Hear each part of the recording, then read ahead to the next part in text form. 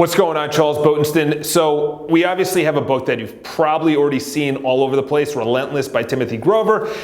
You've either heard about it, someone's remarked about it. I've seen two people on the subway reading it, and I'm like, I gotta pick this book up. I gotta find out what this is about. So Timothy Grover, he's probably, out of all of the authors that I've heard, or I've read, him and Grant Cardone, actually, Grover is above Grant Cardone in how, just so much of a boss. He doesn't give a shit what you think.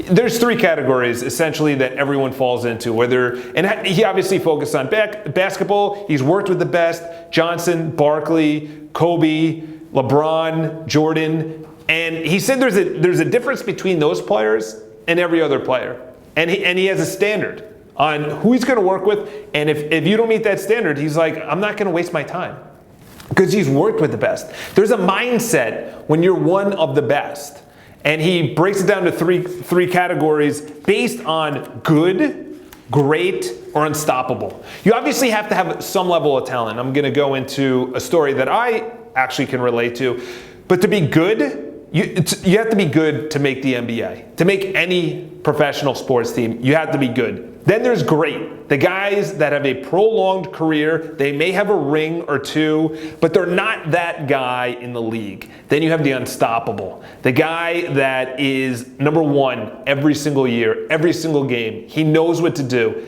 Pressure, no pressure. He doesn't do it for the outside accolades of the crowd, the girls, the money, the fame, the endorsements. Yeah, he's like, that's great that I have it. He's not going to say no, or she's not going to say no to it. That's the difference, is that the unstoppable players, as Timothy Grover says, they have a dark side. They have an inner demon that they are working with or against at all times.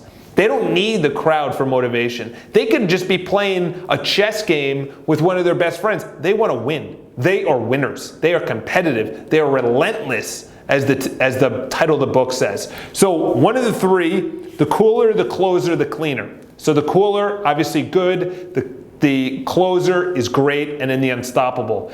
So really, that's what it comes down to: is his writing style. He doesn't give a shit. So here's a great example: is he talks about the no sugar, which is obviously, you can get into the health and everything else, but it's terrible as a player. It just rips apart your gut, your mindset, you're lazy, and then what, you want to get into shape, yet you're still eating sugar? You're not serious. So he goes on literally cuts him off. And he says after day one, most people are fine.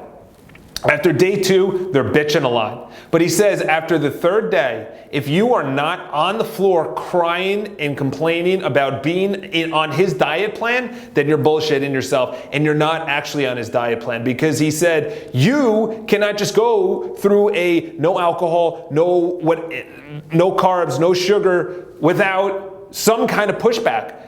And as hard as he pushes them physically and mentally, just breaks them down to be the best, to see their core reasons why they're in the NBA. Why do you really want to be the best?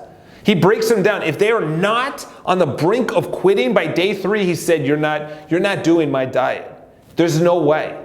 You should be going through withdrawal of emotional, just distraught.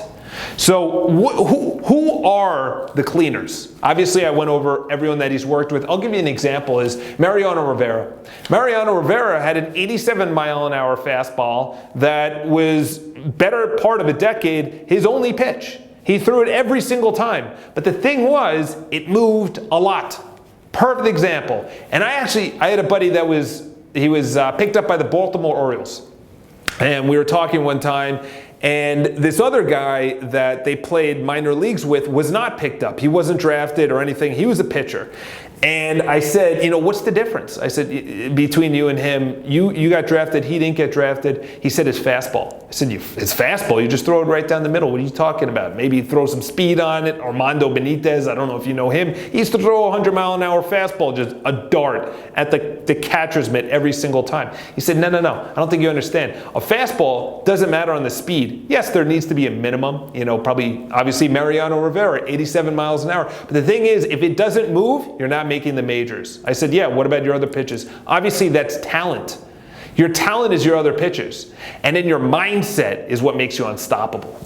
So what in your life are you lacking? Are you really truly unstoppable? Are you going out there and you're partying, you're doing drugs, you're doing it for the girls, you're doing it for the fame, you're doing it for the money, you're doing it for everything, all the accolades, the external things? Or are you doing it because you have a dark side inside your mind that makes you relentless? So I'll just go over a couple of the chapters. He goes, when you're a cleaner, you push yourself harder when everyone else has had enough.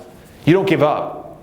And these are he gives examples, but he doesn't pussyfoot around what you need to do and when you need to do it. He goes all the time, and if you fail, you forget about it.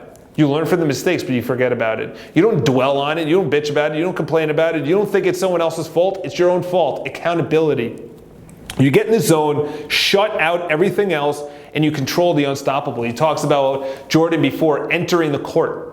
Before entering the court, he's in such a zone, he doesn't notice the crowd. He doesn't notice his teammates, the national anthem or anything else. He is in the zone. Why? Because he practiced before, during, and after practice every single day. That's unstoppable. That's a cleaner. I'll go down for the rest of them before, get a little, you know exactly who you are. You have a dark side that refuses to be taught to be good.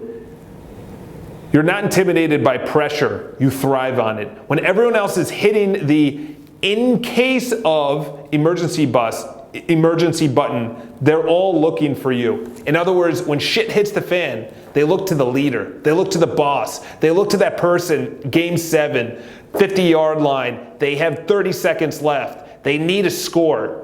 They need to get that out. They need a home run. They need a hit.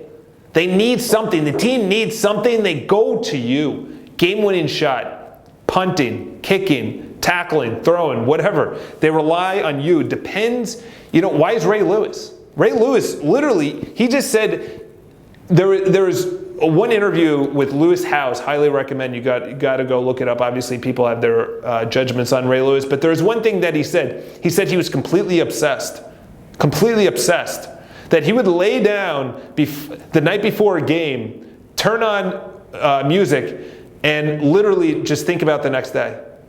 That's unstoppable. He wasn't out partying. He wasn't looking at music, movies, and sightseeing. It's funny. He joked about that. He went to a couple of the cities, and he goes, oh, this is actually a really nice city. They're like, Ray, you've played here 25, 30 times through your career. He goes, yeah, but I never went sightseeing. He would land in the city and just think about the game. He would play the game. He sacrificed a lot. You always do when you're a cleaner. You don't compete with anyone else. You find your opponent's weakness and you attack. You make decisions, not suggestions. You know the answer while everyone else is still asking questions. And I'll just say this. This is the last one. You'd rather be feared than liked. You'd rather be feared than liked. How many people are only going for the reporters or the media or the city or the fans or their team or their coach? How many people are going just for being liked? And they're just good. Or they're even great, but they're not unstoppable. They're not a cleaner. So pick up the book if you want to get your ass kicked. And to be honest, it's a quick read, probably 240 pages. And the last chapter literally just goes into it, which is taking flight. And he just talks about what to do, how to actually set your life up for it. So pick up the book. There's the link below. Highly recommend it, obviously. And if you have any questions, leave it in the comments below. And obviously the link is Amazon affiliated, so I get a couple pennies if you buy it. If not, pick it up anyway because it will send you for a loop. Great, easy read for the weekend. So have an awesome day. Subscribe to the video. Talk to you guys soon.